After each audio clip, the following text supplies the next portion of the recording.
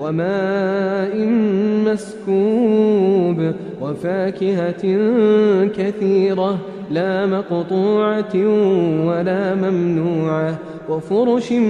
مرفوعة إنا أنشأناهن إنشاء فجعلناهن أبكارا عربا أترابا لأصحاب اليمين ثلة من الأولين وثلة من الآخرين وأصحاب الشمال ما أصحاب الشمال في سموم